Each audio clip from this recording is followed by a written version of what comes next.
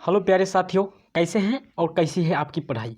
तो दोस्तों अभी जो है इस वीडियो में आपको है सब्जेक्टिव बताने वाले हैं। ठीक है, सारा हिस्ट्री ज्योग्राफी सिविक्स यानी पॉलिटिकल और जो क्या है आपका इकोनॉमिक्स और आपदा प्रबंधन। ठीक है, सारा को जो है आपको सब्जेक्टिव इस वीडियो में देने वाले हैं। तो वीडियो को पूरा इन तक देखिएगा, क्योंकि आप इन तक नहीं देखेगा तो क्वेश्चन पूरा देख नहीं पाइएगा।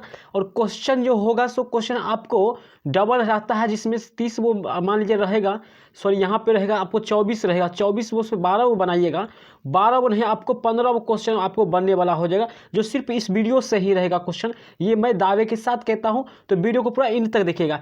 तो चलिए क्वेश्चन स्टार्ट करने से पहले अगर आप लोग से एक रिक्वेस्ट होगा कि अगर चैनल पर पहली बार हैं तो चैनल को सब्सक्राइब कर लीजिएगा और बेल आइकन को हिट कर लीजिएगा, ताकि आने वाला वीडियो और सारे जो भी हैं आपको इंग्लिश का भी आपको सबसे पहले मिल जाएगा और आप उसको देख पाइएगा। और एक बात और कि आप लोग शेयर वीडियो को जरूर कर दीजिएगा और लाइक कर दीजिएगा। ठीक है, पुराने हैं तो लाइक करना ना भूलिएगा। तो चलिए पहला क्वेश्चन आप लोग देख रहे हैं, उत्पादन से आप क्या समझते हैं। तो प्रिय दोस्तों देखिए, यहाँ पे उत्पादन से क्या समझते हैं, सिंपल सी बात दिया हुआ है सिंपल भाषा में। उत्पादन का अर्थ किसी भौतिक वस्तु का निर्माण करना नहीं, बल्कि मनुष्य अपने प्रयास से प्रकृति द्वारा उपलब्ध किए गए पदार्थों के रूप, स्थान या अधिकार में परिवर्तन लाकर उन्हें अधिक उपयोगी बनाता है, उसे ही उत्पादन कहते हैं। ठीक, उसे क्या कहते हैं, उत्पादन कहते हैं। तो आपको ये पूरी तरह से ध्यान रखना है। अगर ये भूल जाते हैं तो आप लोग मात्र 2 नंबर क्वेश्चन याद रखिए, तो सारा क्वेश्चन आपको बन सकता है ऊपर वाले भी। उत्पादन तथा उपभोग में अंतर, ये जो है आपका इकोनॉमिक्स क्वेश्चन है। ठीक है, अर्थशास्त्र से क्वेश्चन है, अर्थशास्त्र से क्वेश्चन है, उत्पादन तथा उपभोग में अंतर बताना है। तो यहाँ पर देखिए अंतर जो लिखा जाता है सो यहाँ पे डिवाइडेड करके लिखा जाता है। ठीक है, लेकिन अगर ये खासकर उत्पादन उपभोग में अंतर अगर आप लिख देते हैं जिस रूप में लिखा हुआ है इस रूप में भी, तो भी आपको दिक्कत नहीं होगा, नंबर मिल जाएगा। ठीक है, तो यहाँ पे आप लोग पढ़ रहे हैं उत्पादन तथा उपभोग निम्नलिखित अंतर है। उत्पादन के द्वारा ही समाज में वस्तुओं और सेवाओं का सृजन होता है जो हमारी आवश्यकताओं को पूर्ति करती है, तो उसे उत्पादन भी कर सकते हैं। जबकि उपभोग वस्तु वे है जिनका प्रत्यक्ष रूप से मानवीय आवश्यकताओं को संतुष्टि के लिए होता है। ठीक है, उपभोग जो होता है संतुष्टि के लिए होता है। ठीक है, और उत्पादन जो होता है क्या है, समाज और वस्तुओं को सृजन के लिए होता है। तो आई होप आप लोग समझ गए होंगे। 3 नंबर क्वेश्चन है इकोनॉमिक्स का, उत्पादन के विभिन्न साधन कौन कौन है। तो ये सब 2 नंबर का क्वेश्चन है, ध्यान रखिएगा, शॉर्ट क्वेश्चन है। तो उत्पादन के जो है 5 साधन है निम्नलिखित मुख्यतः, भूमि, ध्यान रखिएगा, श्रम, पूंजी, व्यवस्था, उद्यम या साहसी कहते हैं। ठीक है, तो आपको ऑब्जेक्टिव क्वेश्चन भी यहाँ से पूछेगा कि उत्पादन के कितने साधन हैं मुख्यतः, तो 5 साधन है। ठीक है, भूमि तथा पूंजी में अंतर ज्ञात करें। ठीक है, अंतर निकालना है। देखिए भूमि ये पूछे या फिर उत्पादन उपभोक्ता, क्वेश्चन तो रहेगा एकदम 100%, ये दावा है कि क्वेश्चन रहेगा ही। ठीक है, भूमि तथा पूंजी में दे या फिर उपभोग या उत्पादन में दे अंतर, लेकिन रहेगा क्वेश्चन। उत्पादन में पूंजी का क्या महत्व है, तो ये क्या महत्व है आप लोग यहाँ पे आंसर पढ़ रहे हैं। प्यारे दोस्तों बता दें, अगर इसका पीडीएफ आप चाहते हैं तो आप लोग टेलीग्राम लिंक ज्वाइन जरूर कर लीजिएगा, वहाँ पे आपको सारा क्वेश्चन का जो है पीडीएफ मिल जाएगा। ठीक है, उत्पादन में पूंजी का क्या महत्व है, तो आप लोग को पता होगा किसी चीज़ को बनाने में जो है रुपया का या पूंजी का कितना उपयोग होता है। तो प्यारे साथियों बता दें कि आप लोग जो है ये सब्जेक्टिव है, आप लोग अपने से भी भाषा करके लिख सकते हैं तो नंबर आपको मिल जाएगा। और क्वेश्चन में भी लिखा रहता है परीक्षार्थी यथासंभव अपने शब्दों में उत्तर दीजिए। तो उत्पादन की परिभाषा दीजिए, उत्पादन के कौन कौन से साधन है, ये 5 नंबर में देखिए क्वेश्चन यहाँ पे पूछा गया है। अगर आप लोग को सबसे अच्छा होगा 5 नंबर याद गए, आपको ऊपर सारे वाला चीज़ याद हो जाएगा। ठीक है, तो यहाँ पे 5 नंबर में है, देखिए भूमि के बारे में, ये 5 प्रकार के होते हैं। तो भूमि के बारे में ये लाइन दिया हुआ है, क्या क्या होता है भूमि के बारे में आप लोग देखिए पढ़ लीजिए इसको रोक के। ठीक है, उसके बाद देखिए श्रम के बारे में दिया हुआ है। ठीक है, और सारे दिया हुआ है, मानवीय पूंजी और भौतिक पूंजी में एकदम क्वेश्चन 5 नंबर में, 5 नंबर 2 नंबर पूछे या 5 नंबर पूछेगा तो पूछेगा क्वेश्चन। ठीक है, मानवीय पूंजी और भौतिक पूंजी में निम्नलिखित अंतर क्या है, अंतर है। तो यहाँ पे आप लोग पढ़ रहे हैं भौतिक पूंजी और मानवीय पूंजी में अंतर जो है यहाँ पर सबसे सरलतम भाषा में दिया गया है, तो आप लोग पढ़ सकते हैं। भौतिक पूंजी उत्पादन का निष्क्रिय साधन है, जबकि मानवीय पूंजी उत्पादन का सक्रिय साधन है। भौतिक पूंजी को इसके स्वामी से अलग किया जा सकता है, भौतिक पूंजी को अलग किया जा सकता है, जबकि मानवीय पूंजी को इसके स्वामी से, यानी स्वामी होता है इनके मालिक से, जो है अलग नहीं किया जा सकता है। ठीक है, अलग नहीं किया जा सकता है। ठीक है, यहाँ पे भौतिक पूंजी मूर्त होती है जिसे बाजार में ले जाया जा सकता है, यानी इसको बाजार में बेच सकते हैं, जबकि मानवीय पूंजी होते हैं अमूर्त होते हैं जिसे बाजार में बेचा नहीं जा सकता है।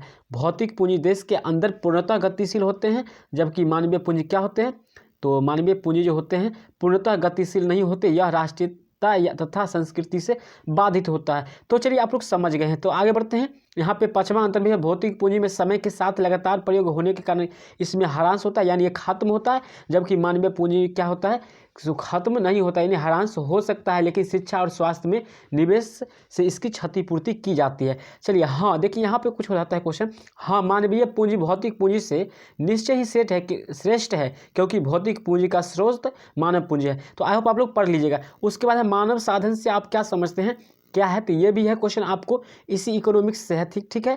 मानव संसाधन उत्पादन क्रिया का प्रमुख अंग तथा स्रोत तथा मानवीय पूंजी है। तो यहाँ पे मात्र 2 लाइन में है, ये 2 नंबर क्वेश्चन है। साक्षरता और शिक्षा में क्या अंतर है, बहुत ही भिविया क्वेश्चन है। ये सब क्वेश्चन समझिए, एग्जाम में आपका रहेगा, समझिए आउट क्वेश्चन मान लीजिए। साक्षरता और शिक्षा में निम्नलिखित अंतर है, यहाँ पे अंतर दिया गया है, आप लोग सिंपल सी भाषा में पढ़ सकते हैं। ठीक है। साक्षरता के मध्य से लोग किसी भाषा अथवा परिच्छेद को पढ़ना लिखना व समझना जानते हैं, जबकि शिक्षा क्या होता है, शिक्षा के द्वारा लोग किसी भाषा अथवा परिच्छेद को पढ़ने लिखने व समझने के अलावा उसका विश्लेषण भी कर सकते हैं। यानी जो होता है साक्षर का मतलब हुआ कि एक कहता है ना कि सिग्नेचर करना हो गया, मतलब पढ़ा लिखा हो गया, और जबकि शिक्षा या शिक्षित का मतलब होता है कि नॉलेज थोड़ा एक्स्ट्रा भी आना चाहिए, किसी चीज़ पर एक्सप्लेन कर सके। ठीक है। चलिए तो आप लोग समझ गए होंगे। तो 3 नंबर क्वेश्चन है, भौतिक व मानव पूंजी में 2 अंतर लिखना है। देखिए भौतिक पूंजी और मानव पूंजी ऊपर जो है 5 नंबर में था क्वेश्चन, याद कर लीजिएगा। तो आपको 2 नंबरिया भी पूछेगा तो 2-3 पॉइंट उसमें से लिख सकते हैं। ठीक है। तो वही सब बात है, आप लोग पढ़ सकते हैं। ठीक है। चलिए आगे बढ़ते हैं। विश्व जनसंख्या की दृष्टि से भारत का क्या स्थान है, तो आप लोग को मालूम है विश्व जनसंख्या से भारत का जो है दूसरा स्थान है। ठीक है। क्षेत्रफल की दृष्टि से 7वां स्थान है। सॉरी, आप लोग पढ़े थे ऑब्जेक्टिव में क्षेत्रफल की दृष्टि से 7वां स्थान था, ये नहीं समझिएगा कि जनसंख्या में दूसरा स्थान था और चीन का था प्रथम स्थान। ठीक है। चीन का जनसंख्या में जो है चीन का जो है प्रथम स्थान है। तो चलिए जन्म दर क्या है, देखिए ये क्वेश्चन भी काफ़ी इंपॉर्टेंट है, जन्म दर और मृत्यु दर। ठीक है। तो ये दोनों में से क्वेश्चन तो रहेगा ही, हो सकता है दोनों क्वेश्चन रहेगा। तो रिक्वेस्ट है आपसे कि जरूर इस सब सारे वीडियो को आप अच्छा से देख लीजिए, क्वेश्चन को आपको एग्जाम में मिलेगा ही क्वेश्चन, तो फिर बाद में नहीं कहिएगा। एक साक्षर व्यक्ति कौन हो सकते हैं, तो एक साक्षर व्यक्ति कौन हो सकते हैं, एक साक्षर व्यक्ति वह हो सकता है जो अपनी भाषा में पढ़ लिख और समझ सके, यानी कम से कम सिग्नेचर कर सके और किताब कॉपी पढ़ने थोड़ा आ जाए, कुछ लिख ले, वही होते हैं साक्षर माने जाते हैं। जबकि शिक्षित जो होते हैं वो किसी चीज़ पे एक्सप्लेन भी कर सके। प्राथमिक शिक्षा क्या है, तो यहाँ पर दिया गया है, आप लोग पढ़ सकते हैं। प्रारंभिक मतलब शुरुआती शिक्षा जो होना चाहिए, किस प्रकार से होना चाहिए बच्चों का, वो बात दिया गया है। ठीक है। प्रारंभिक शिक्षा है 6 से 11 वर्ष की आयु वर्ग की कक्षा 1 से 5 तक की शिक्षा को प्रारंभिक अथवा प्राथमिक शिक्षा कहते हैं। तो पहला से 5वां तक को जो है प्राथमिक शिक्षा कहते हैं या प्रारंभिक शिक्षा कहते हैं। तो पहले की स्कूल भी खुलता था जो प्राथमिक स्कूल होता था। ठीक है। यानी पहला से 5वां तक। 9 नंबर है संक्षिप्त रूप। कुछ लोग किसी चीज़ का इसमें से जो है दे देगा 5 और कहेगा संक्षिप्त रूप, यानी इसका जो है संक्षिप्त रूप का पूरा यानी फुल फॉर्म लिखिए। तो GDP जो है काफ़ी इंपॉर्टेंट है। ठीक है। GDP जो है बार बार पूछा जाता है, इसके बारे में एक्सप्लेन करने के लिए भी कहता है। तो आप लोग GDP के बारे में कुछ थोड़ी लाइन पढ़ लीजिएगा, 2-4 लाइन। तो GDP का जो होता है full form gross domestic product होता है। ग्रोस डोमेस्टिक प्रोडक्ट होता है जिसका हिंदी होता है सकल घरेलू उत्पाद। UGC का होता है प्रॉपर यूनिवर्सिटी ग्रांट्स कमीशन। ठीक है। यानी विश्वविद्यालय अनुदान आयोग होता है। ठीक है। और आगे बढ़ते हैं NCERT। तो NCERT का जो फुल फॉर्म होता है क्या होता है, NCERT का फुल फॉर्म होता है national council of educational research training होता है। ठीक है। रिसर्च ट्रेनिंग होता है, ध्यान रखिएगा, रिसर्च ट्रेनिंग होता है। चलिए आगे बढ़ते हैं। इसका होता है हिंदी होता है, क्या होता है हिंदी, तो यहाँ पर हिंदी आप लोग देख रहे हैं राष्ट्रीय शैक्षिक अनुसंधान परीक्षण परिषद। ये आप लोग NCERT के बुक जब पढ़ते होंगे तो उसमें जरूर आप लोग NCERT देखते होंगे, तो आप लोग वहाँ से भी चोरी भी कर सकते हैं अगर क्वेश्चन मार्क्स आते हैं तब। और SCERT का फुल फॉर्म क्या होता है, यहाँ पर देखिए SCERT का state council of educational research and training, राज्य शैक्षिक अनुसंधान और प्रशिक्षण परिषद। ठीक है। तो इसका हो जाता है ICMR, क्या होता है, कृषि से जुड़ा होता है, ये ICMR मेडिकल से। तो इसका जो होता है फुल नाम होता है Indian council of medical research होता है। ठीक है। जो कि इस बार जो है कोरोना वैक्सीन निकालने में भी सफल रहा है और निकालने में अथक प्रयास किया, जो अपने भारत का ही ये मेडिकल है। ठीक है। ये मतलब संस्थान है। 10 नंबर है मानव तथा मानव संसाधन को परिभाषित करे। तो ऊपर ही संसाधन वाला पढ़ रहे हैं, तो यहाँ पे सामान्य व्यक्ति मानव कहलाता है, जबकि पर्याप्त शिक्षा प्राप्त व्यक्ति जो कौशल और योग्यता से पूर्ण हो मानव संसाधन कहलाता है। यहाँ पे आंसर दिया हुआ है, आप लोग पढ़ सकते हैं। चलिए आगे बढ़ लेते हैं हम लोग। यहाँ पर देखिए 12 नंबर है, किसी देश में मानव पूंजी के 2 प्रमुख स्रोत क्या हो सकता है? तो शिक्षा और प्रशिक्षण, ठीक है। मानव पूंजी का 2 जो हो सकता है सबसे इंपॉर्टेंट, शिक्षा और प्रशिक्षण। चलिए आगे बढ़ते हैं हम लोग, अगला क्वेश्चन कुछ देख लेते हैं।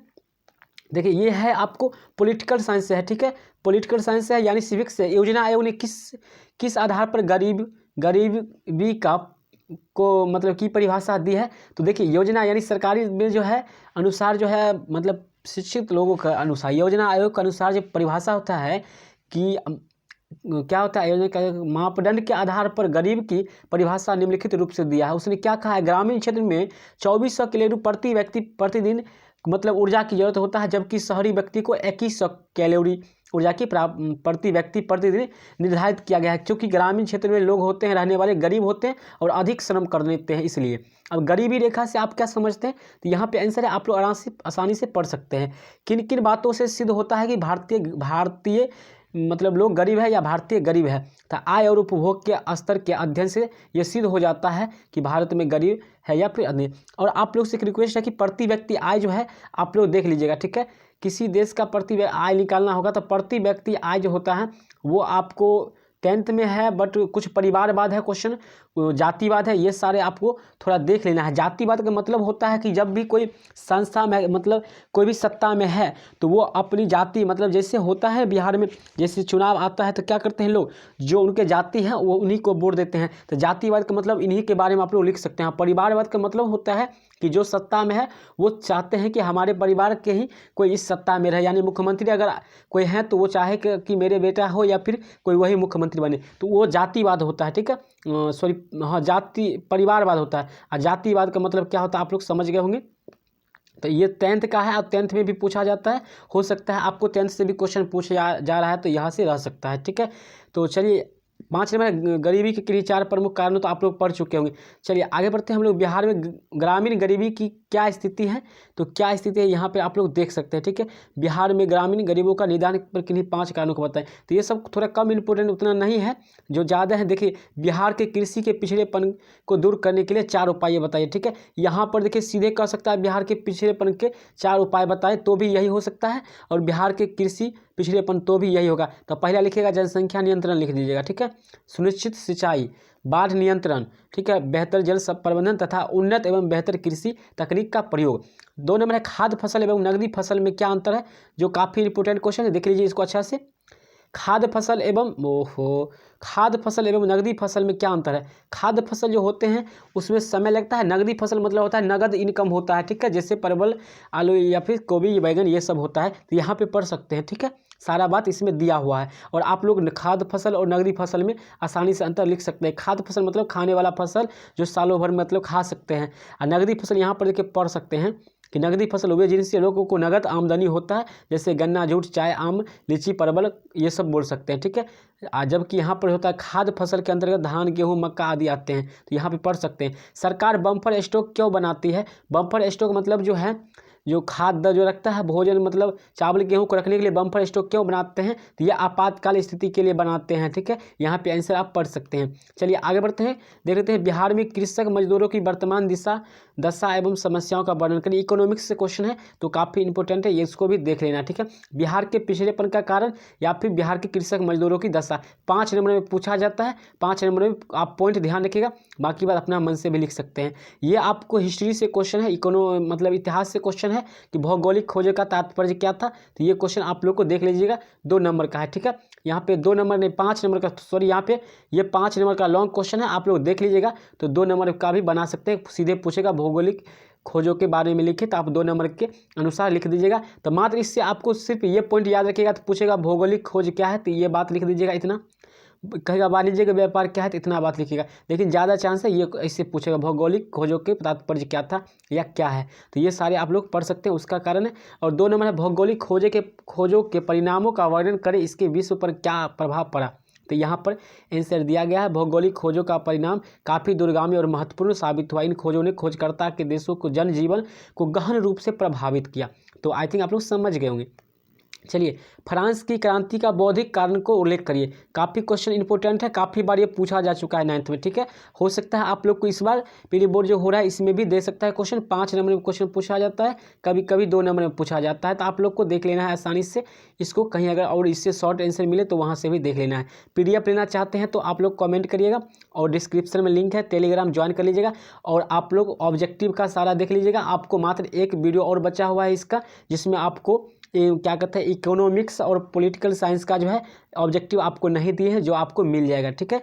तो मानव एवं नागरिकों के अधिकार से आप क्या समझते हैं, तो क्या समझते हैं, तो यहाँ पर दिया गया है आंसर, ठीक है। फ्रांस की क्रांति से है, सारे फ्रांस की क्रांति से जो भी कहानी थोड़ा मोड़ा जानते हैं आप लोग लिख दीजिएगा फ्रांस के बारे में, या 2 लाइन जानते हैं आप लिख कर उसके बाद कहानी लिख दीजिए अपने बारे में भी, कोई दिक्कत नहीं है बीच में। फ्रांस की क्रांति का क्या कारण था, तो यहाँ पे राजनीतिक कारण था, पहला कारण राजनीतिक था, तो ये सब दिया गया, आप लोग पढ़ सकते हैं। आर्थिक कारण भी था, और फ्रांस की क्रांति का आर्थिक कारण जरूर ये पढ़ लीजिएगा, क्योंकि पूछ देगा 5 नंबर या 2 नंबर में फ्रांस के आर्थिक कारण क्या था। तो चलिए अगला क्वेश्चन देखते हैं, राष्ट्र संघ क्यों असफल रहा। तो राष्ट्र संघ क्यों असफल रहा इसके बारे में आप लोग यहाँ पे क्वेश्चन देख रहे हैं, आंसर भी देख रहे हैं, तो आप लोग पढ़ सकते हैं। आगे चलते हैं हम लोग, प्रथम विश्व युद्ध के क्या कारण थे, तो संक्षेप में देखिए। तो प्रथम विश्व युद्ध का क्या कारण था, तो यूरोपीय शक्तिशाली देशों में साम्राज्य प्रतिस्पर्धा, ठीक है। विभिन्न गुटों का निर्माण हुआ था ना, मित्र राष्ट्र और ध्रुवी राष्ट्र, आप लोग को बताए थे ना ऑब्जेक्टिव में। बाल्कन राज्यों का प्रश्न, हथियारों का होड़, तो ये सारे हैं, आप लोग देख सकते हैं। तानाशाह से आप क्या समझते हैं, तो तानाशाह से क्या समझते हैं, जो हिटलर जो थे क्या थे, जर्मनी में तानाशाही करते थे। तो हो सकता है हिटलर के बारे में भी आप लोग को पूछ दे, तो एक नज़र आप लोग देख लीजिएगा हिटलर के बारे में, जो कि आप 10th में भी अगर पढ़ते होंगे 10th में भी है। वर्साई संधि से क्या समझते हैं, काफ़ी इंपॉर्टेंट है ये दोनों क्वेश्चन, 2 नंबर और 3 नंबर क्वेश्चन में से एक क्वेश्चन ज़्यादा चांस है रहने का, ठीक है। तो देख लीजिएगा, वर्साई संधि ने हिटलर के उदय के पृष्ठभूमि तैयार की कैसे, तो ये थोड़ा देख लेना है वर्साई संधि के, ठीक है। एक बार आप लोग पढ़ लीजिए क्वेश्चन सारे को, आपको एग्जाम में काफ़ी नंबर मिल जाएगा, ठीक है। चलिए रोम बार ये थोड़ा कम है इंपॉर्टेंट। आगे बढ़ते हैं हम लोग, अगला क्वेश्चन देख लेते हैं, वन्य समाज का सामाजिक जीवन कैसा था, ठीक है। वन्य समाज का, ठीक है, यानी वन में रहने वाले समाज को, ठीक है। वन्य देखिए, वन्य समाज यानी वन में रहने वाले, जंगल में रहने वाले समाज के लोगों का वन्य जीवन कैसा रहता है, ये आप लोग भी अनुमान लगा सकते हैं और यहाँ पढ़ सकते हैं। वन्य समाज आदिवासी के लोग होते हैं, जो सीधे साधे और सरल प्रकृति के होते हैं, ठीक है। आदिवासी लोग को कहते हैं जो वन में रहते हैं, मतलब जंगल में रहते हैं, ठीक है। तो यहाँ पे सारी बात दिया गया, आप लोग पढ़ सकते हैं। वे कंदमूल फल अपने द्वारा उपजाए गए अनाज से इनके भोजन की आवश्यकता पूरी हो जाती है, ठीक है। और वो ईंधन के लिए लकड़ी, घरेलू सामग्री, जड़ी बूटी आदि का भी उपयोग करता है, ठीक है। आदिवासी लोग, वन्य प्राणी। भारत वन अधिनियम क्या है, उद्देश्य है इसका था क्या, तो यहाँ पर काफ़ी इंपॉर्टेंट क्वेश्चन है, देख लीजिएगा। अंग्रेजों ने 1865 में भारत वन अधिनियम पारित किया था। इसका मुख्य उद्देश्य था जंगल की लकड़ी उत्पादन से सुरक्षित करना था, ठीक है। तो उसी समय जो है जब अंग्रेजों ने काटना शुरू किया था पेड़ पौधे का, तो चिपको आंदोलन भी हुआ था, और आदिवासी ने चिपक के पैर में कहा था कि इसको नहीं काटिए, इसलिए उसका नाम जो है चिपको आंदोलन रखा गया था। चलिए राष्ट्र संघ या संयुक्त राष्ट्र संघ, ये काफ़ी इंपॉर्टेंट क्वेश्चन है, आपको रहेगा, ठीक है, काफ़ी इंपॉर्टेंट है। और आप लोग को महात्मा गांधी के बारे में भी पूछ सकता है क्वेश्चन, चूँकि वो 10th में है, तो 10th से भी कुछ क्वेश्चन आप लोग को दे रहा है, तो वहाँ से भी हो सकता है क्वेश्चन, ठीक है। तो आप लोग को देख लेना है, और इसको आप वो लिखना चाहते हैं तो लिख सकते हैं, PDF लेना चाहते हैं तो आप लोग कमेंट करिएगा, मैं आपको वहाँ पे दे दूंगा, ठीक है। भारत में मुख्यतः कितने प्रकार की खेती होती है, तो भारत में मुख्यतः 4 प्रकार की खेती होती है, ठीक है। एकदम 4 वो प्रकार कौन है, तो एकदम ध्यान रखिएगा, एकदम क्वेश्चन ध्यान रखिएगा रहेगा क्वेश्चन। तो पहला होता है झूम की खेती। आज भी पहाड़ी क्षेत्रों में बहुत से आदिवासी जो है झूम की खेती प्रचलित है। इसके तहत कृषक पारस्परिक खेती करते हैं, फसल उत्पादन से ही कुछ बीज वे अगले फसल के लिए रख देते हैं, ठीक है। वो लोग करते हैं, मतलब उपजाने के बाद कुछ फसल रख लेते हैं और कुछ को बेच देते हैं, ठीक है। पारंपरिक खेती क्या है, ये जो है अपने क्या है बिहार में ही 4 प्रकार के फसल होते हैं यहाँ पर भारत में। तो 4 में झूम की खेती हो गया, दूसरा हो गया पारंपरिक खेती, और तीसरा हो गया गहन खेती, और चौथा हो गया रोपण खेती, ठीक है। आज भी भारत के कुछ क्षेत्रों में पारंपरिक खेती के परिचित है। इसके तहत कृषक पारंपरिक खेती करते हैं, फसल उत्पादन से ही कुछ बीज वे अगले फसल के लिए रख लेते हैं, सेम बात है। गहन खेती क्या तात्पर्य है, तो यहाँ पे आप लोग पढ़ सकते हैं। तो आगे बढ़ते हैं, रबी फसल और खरीफ फसल में क्या अंतर है, तो ये क्वेश्चन जिस प्रकार से क्वेश्चन आपको आसान पूछ रहा है, अगर पूछा जाएगा तो ये क्वेश्चन आपको हम 100% कर सकते हैं कि ये क्वेश्चन रह सकता है, एकदम इसमें चांस है 99% पूछेगा ही इसके बारे में, ठीक है। आप लोग पढ़ सकते हैं। रबी फसल जो होता है सो शीत ऋतु, ठंड ऋतु में बोया जाता है, जैसे चावल, सॉरी यहाँ पे गेहूँ, मक्का, सरसों इत्यादि हो जाएगा। जबकि खरीफ फसल जो होता है वर्षा ऋतु में अगहन में बोया जाता है। जैसे धान मक्का भी होता है, मक्का होता है सो खरीफ रबी दोनों होता है, ध्यान रखिएगा, ठीक है। तो चलिए आगे बढ़ते हैं, अगला क्वेश्चन देखते हैं। वीडियो थोड़ा लंबा बनते जा रहा है तो अगला भी देखना है हम लोग को, तो आगे देख लेते हैं। मिश्रित खेती क्या है, तो यहाँ पर मिश्रित खेती क्या है तो आप लोग अपने मन से भी लिख सकते हैं। एक ही मौसम में एक ही खेत में 2 या 2 से अधिक फसलों को एक साथ बोने की पद्धति को मिश्रित खेती कहते हैं, मिश्रित फसल कहते हैं, तो यहाँ पे पढ़ सकते हैं। हरित क्रांति से आप क्या समझते हैं, देखिए कितना इंपॉर्टेंट क्वेश्चन है। हरित क्रांति और ग्रीन हाउस, ठीक है, काफ़ी इंपॉर्टेंट है। हरित क्रांति और ग्रीन हाउस गैस क्या है, तो एकदम क्वेश्चन इसको देख ही लेना है, ठीक है। 1960 67 68 के दशक में जो हुआ था, एकदम देख लेना है, एकदम देख लेना है, क्वेश्चन काफ़ी रहेगा यहाँ से। रोपनी एवं बागवानी खेती से आप क्या समझते हैं, तो यहाँ पर देखिए कृषि का वह पद्धति जिसमें बड़े पैमाने पर एक ही फसल की खेती कुशल श्रमिकों की मदद से कारखानों फैक्ट्री व्यवस्था अपनाकर मुख्यतः व्यापार के लिए की जाती है, तो रोपण या बागवानी कृषि कहलाती है, ठीक है। रोपण या बागवानी का मतलब होता है कि अच्छे जो है मतलब नौकर या को लगाकर श्रमिकों को मदद से और कारखाना फैक्ट्री की व्यवस्था अपनाकर और बहुत ही बड़ा खेती करते हैं, तो वो बागवानी होता है। भारत एक कृषि प्रधान देश है, कैसे, तो ये क्वेश्चन 5 नंबर के लिए रामबाण की तरह क्वेश्चन रहने वाला है, ठीक है, तो देख लेना है। आगे बढ़ते हैं। बिहार की कृषि मानसून के साथ जुआ कहा जाता है, कैसे, बिहार का कृषि जो है मानसून के अनुसार जो है जुआ कहा जाता है। ये आप हम सभी को पता है। कृषि अगर अच्छा रहा, मानसून अच्छा रहा तो अच्छी बात है, नहीं रहा तो फसल डूब जाते हैं। जिससे इस बार जो हुआ है हम लोग के यहाँ क्या हुआ है, मानसून क्या है कि जुआ में हम लोग इस बार हार चुके हैं, यानी इस बार बाढ़ के कारण हम लोग क्या है सारा फसल डूब गया, खत्म हो गया। हिमालय के 3 समांतर श्रेणियों का नाम लिखिए, तो 3 समांतर श्रेणी क्या है यहाँ पर दिया हुआ है, आप लोग लिख सकते हैं। आंतरिक हिमालय, महान या जिसको हिमाद्री कहते हैं, ठीक है, दोनों में लघु हिमालय या मध्य हिमालय, 3 में है बाह्य हिमालय या शिवालिक की श्रेणी, ठीक है, ध्यान रखिएगा। काराकोरम के सबसे ऊंचे पर्वत शिखर का क्या नाम था, तो सबसे ऊंचे जो था उसका माउंट गॉडविन ऑस्टिन था। कौन से तटीय मैदान अपेक्षाकृत अधिक चौड़ा है, यहाँ पे भारत के दक्षिणी पठार के पूर्वी तटीय मैदान, ठीक है। तटीय मैदान में 3 झीलों का नाम लिखिए, ये काफ़ी इंपॉर्टेंट क्वेश्चन लग रहा है। और यहाँ पे आइए 5 नंबर क्वेश्चन, खादर और बागर में क्या अंतर है, देखिए काफ़ी इंपॉर्टेंट है। खादर का मतलब होता है नदी के मैदानी भाग का वह क्षेत्र जहाँ बाढ़ का प्रतिवर्ष पहुंचकर नई मिट्टी का परत को लाकर जमा कर देता है, खादर कहलाता है। बागर का मतलब होता है गंगा के मैदान में जहाँ नदियों द्वारा पुरानी मिट्टी को ऊंचे बन गए हो और वह नदियाँ के बाढ़ के जल नहीं पहुंच पाते हैं, तो उसे बागर कहते हैं। यानी जो बाढ़ जब आता है तो अपने साथ नई मिट्टी लाता है, तो खेत का फसल का जो बढ़ जाता है वृद्धि, यानी नई मिट्टी लाती है तो उत्पादन बढ़ जाता है, तो उसे कहते हैं खादर। और बागर का मतलब होता है जब वो खूब बाढ़ आते हैं और बड़े बड़े मिट्टी का टीले बन जाता है और उस पर पानी नहीं पहुँच पाता है, तो उसे बागर कहते हैं। देखिए पूर्वी घाटी और पश्चिमी घाटी में कुछ अंतर है, यहाँ पर देख लीजिएगा आप लोग एक नज़र, तो कहीं पूछ सकता है, एकदम देख लीजिएगा, एक नज़र पढ़ लीजिए खाली। भारत एकमात्र सक्रिय ज्वालामुखी कहाँ स्थित है, तो ये जो है सक्रिय ज्वालामुखी अंडमान व निकोबार द्वीप समूह में है, ठीक है, वेरन द्वीप समूह पर स्थित है, ध्यान रखिएगा, उतना इंपॉर्टेंट नहीं है। देखिए भारत यहाँ फैल गया नियम क्या, भारतीय मानसून का कोई 3 विशेषता लिखिए, यहाँ पे विशेषता दिया गया है, आप लोग पढ़ सकते हैं, ठीक है। लू से आप क्या समझते हैं, काफ़ी इंपॉर्टेंट क्वेश्चन लग रहा है। और मानसून का विस्फोट क्या है, तो ये आप लोग जरूर पढ़ लीजिए एक बार। भारत के अत्यधिक गर्म एवं अत्यधिक ठंडे क्षेत्र का नाम बताइए, काफ़ी इंपॉर्टेंट ऑब्जेक्टिव के लिए भी क्वेश्चन है, और ध्यान रखिएगा आगे के नॉलेज के लिए। भारत के अत्यधिक गर्म जो है, भारत में अत्यधिक गर्म क्षेत्र राजस्थान का वाडमेर है, जहाँ तापमान जो है 48 डिग्री से 50 डिग्री सेल्सियस जाता है, समझ जाइए कैसे लोग रहते होंगे, बहुत गर्मी हुआ। अब भारत में अत्यधिक ठंडा का क्षेत्र जो है जम्मू कश्मीर जो है, पहलगांव या गुलमार्ग, जहाँ पर -20 डिग्री भी तापमान रहता है, -34 -50 रहता है। चलिए दीर्घोत्तरीय क्वेश्चन है यहाँ पे, कुछ भारत में कितनी ऋतुएं पाई जाती है, तो मुख्यतः 6 ऋतु होते हैं, ठीक है। कौन कौन होते हैं आप लोगों को पता होगा, बसंत ऋतु, ग्रीष्म, वर्षा, शरद, हेमंत तथा शिशिर ऋतु होती है, तो आप लोग को ये भी देख लेना है। लेकिन भौगोलिक दृष्टि से तथा मौसम विभाग के अनुसार भारत में मुख्यतः निम्नलिखित 4 ऋतु पाए जाते हैं, ठीक है। शीत ऋतु, ग्रीष्म ऋतु, वर्षा ऋतु और लौटती मानसून ऋतु, ठीक है। तो मात्र ये होता है भौगोलिक के क्षेत्र के अनुसार, ठीक है। 5 नंबर का क्वेश्चन आप लोग पढ़ सकते हैं यहाँ से। चलिए आगे बढ़ लेते हैं, अगला क्वेश्चन देखते हैं। भारत की साक्षरता दर का वर्णन करिए, तो हम लोग ऊपर बात कर चुके हैं क्वेश्चन साक्षरता दर के बारे में।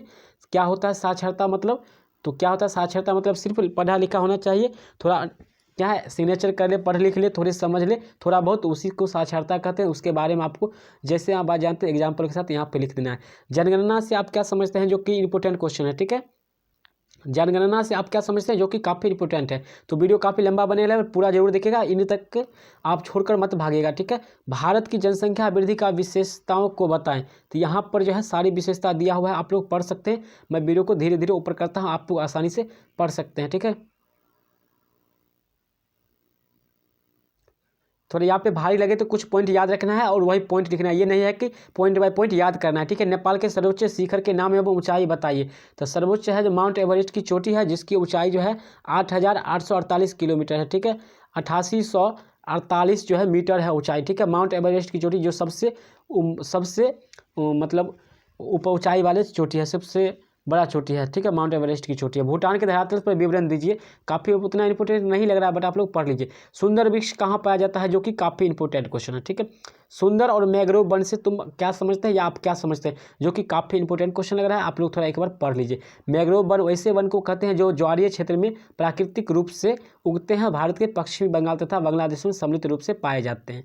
तो पाकिस्तान को सिंधु की देन क्यों कहा जाता है, तो पाकिस्तान को सिंधु की देन क्यों कहा जाता है। पाकिस्तान की मुख्यतः नदी सिंधु है, इसकी सहायक नदियां झेलम, चिनाब, रावी, सतलज एवं ये सारे हैं, ठीक है। इन्हें पंचानंद कहा जाता है। सिंधु सहित सभी नदियां का उद्गम हिमालय पार से है, इसकी सभी सहायक नदियां तो सिंधु में मिल जाती है और यह अपना लंबा सफर करते हैं। तो यहाँ पे पढ़ सकते हैं आप लोग। चलिए, जल प्रदूषण से होने वाली हानि का चर्चा करें, ठीक है। जल प्रदूषण से क्या हानि होता है उसके बारे में आप लोग को लिखना है, ठीक है। तो वीडियो थोड़ा लंबा बन चुका है, तो आप लोग भागेगा नहीं, हिचकिचाइएगा नहीं। क्वेश्चन जो है आपको ये आपदा प्रबंधन से, वर्षा जल का संग्रह किस प्रकार किया जा सकता है, तो ये आप लोग देख सकते हैं, ठीक है, पढ़ सकते हैं। बहुत ही सिंपल तरीका में सटीक है। वायु प्रदूषण के 4 स्रोतों का नाम लिखिए। चलिए 5 नंबर या क्वेश्चन ये याद रखिएगा, तो 2 नंबर भी पूछेगा तो आप लोग आंसर का जवाब दे सकते हैं। तो यहाँ पे पढ़ सकते हैं आसानी से, आपको पस के ऊपर धीरे धीरे ले जा रहे हैं, आप लोग पढ़ लीजिए, ठीक है। चलिए यहाँ पे आपदा प्रबंधन क्या है, जो कि एकदम क्वेश्चन रहेगा ही। आपदा प्रबंधन क्या है, एकदम क्वेश्चन रहेगा ही, तो एकदम देख लेना है, ठीक है। आपदा जो मानव जनित हो या प्राकृतिक जनित, ठीक है, जो मानव के जीवन में त्रासदी उत्पन्न करता है उसे आपदा करते हैं, ठीक है। मानव या प्राकृतिक के द्वारा, मानव या जीवों के, जलीय मतलब स्थलीय जीवों के जीवन पर जो है त्रासदी उत्पन्न लाता है या कोई प्रभाव डालता है, उसे आपदा कहते हैं। यहाँ पे लिखा हुआ है वो देख सकते हैं। कैसे कम किया जा सकता है वो बात भी लिखा हुआ, उपाय किए जाना चाहिए। तो जोखिम क्षेत्र से बचाव को रोकना चाहिए, भूमि उपयोग का योजना तैयार करना चाहिए। परमाणु ऊर्जा क्या है, इसका लाभ भी पूछेगा, ठीक है, लाभ भी पूछ सकता है। और विश्व में सर्वप्रथम परमाणु बम किस देश पर गिराया गया था, तो ये आप लोग को पता है, हिरोशिमा पर, ठीक है। सर्वप्रथम हिरोशिमा एवं तथा नागासाकी के पर गिराया गया था, जो कहाँ है, जापान में है। अगर पहला वीडियो आप लोग नहीं देखे हैं तो लिंक डिस्क्रिप्शन में आप लोग देख लीजिएगा। भारत के किस राज्य में परमाणु परीक्षण किया गया था, तो भारत के किस राज्य में किया गया था, राजस्थान में किया गया था, ठीक है। पोखरण में परमाणु बम का परीक्षण, सफल परीक्षण हुआ था। भोपाल गैस त्रासदी में किस गैस का रिसाव हुआ था, तो मिथाइल आइसोसन और फॉस्जिन गैस का, ठीक है। फॉस्जिन जो ये सारे जो थे बहुत ही खतरनाक थे, फॉस्जिन और मिथाइल आइसोनेट हुआ था, ठीक। इसमें हजारों लोगों की मृत्यु हुई थी। किस देश के द्वारा गैस के प्रयोग से यहूदियों को मारा गया था, देखिए किस यहूदियों को मारा, जर्मनी के द्वारा गैस के प्रयोग में यहूदियों को मारा गया था। दुष्कर्म द्वितीय विश्व युद्ध के दौरान हुआ था, ये जो है दुष्कर्म द्वितीय विश्व युद्ध के दौरान होता है। कीटनाशक में किस रासायनिक पदार्थ का उपयोग होता है, तो यहाँ पे पढ़ सकते हैं। कीटनाशक में हाइड्रोजन साइनाइड तथा मिथाइल आइसोनेट MIC नामक रासायनिक पदार्थ का उपयोग होता है। प्लेग और हैजा का क्या कारण है, प्लेग और हैजा का क्या यहाँ पे पढ़ सकते हैं। प्लेग और हैजा जीवाणु द्वारा होने वाला रोग है, ठीक है। सूक्ष्मजीव और वायरस प्लेग और हैजा दोनों के कारण है, ठीक है। सूक्ष्म जीवाणु, ठीक है, प्लेग और हैजा। एड्स की बीमारी के कारणों को बताइए, ठीक है, तो यहाँ पे पढ़ सकते हैं। ये आपको बायोलॉजी, हेपेटाइटिस क्या, ये सब उतना इंपॉर्टेंट नहीं। सड़क की यात्रा के दौरान किन किन बातों को ध्यान रखना चाहिए, ये आप लोग को नहीं पता होगा ना, ऐसी बात नहीं है, आप लोग अच्छी तरह से जानते होंगे कि दाएँ बाएँ देखना चाहिए, पैदल चलते रहा है तो सदैव अपनी बाएं और दाएं देखना चाहिए, ये सारी बात है आप लोग जानते होंगे। चलिए 5 नंबर, आपदा प्रबंधन में ग्राम की भूमिका क्या होनी चाहिए, तो ये है आपदा प्रबंधन में गांव के लोगों की क्या भूमिका होना चाहिए, तो यहाँ पर है, आप लोग पढ़ सकते हैं। क्या 2 नंबर क्वेश्चन है, आपदा प्रबंधन में राष्ट्रीय स्तर पर किए जा रहे कार्य को समीक्षा करिए। कार्य को बताना है, ठीक है, आप लोग समीक्षा करना है, वर्णन करना है अपने आपदा प्रबंधन के लिए जो गांव घर में किया जा रहा है, बांध का निर्माण किया जा रहा है, सड़क का निर्माण किया जा रहा है, वो सब बारे में आपको लिखना है, ठीक है। तो प्यारे बच्चों, कैसा लगा वीडियो आप लोग कमेंट जरूर करिएगा। अब लास्ट हम लोग चलने वाले हैं, परमाणु ऊर्जा से क्या लाभ है, तो लास्ट में आपको बता ही दिए, यहाँ पे परमाणु ऊर्जा से क्या लाभ है, यहाँ पे पढ़ सकते हैं। और सबसे इम्पोर्टेंट क्वेश्चन जो है आपका ये है, ठीक है, जैविक आपदा से बचाव के उपाय बताइए। एकदम काफ़ी इंपॉर्टेंट क्वेश्चन है, ठीक है। तो एक बार देख लीजिए सारे क्वेश्चन, ठीक है।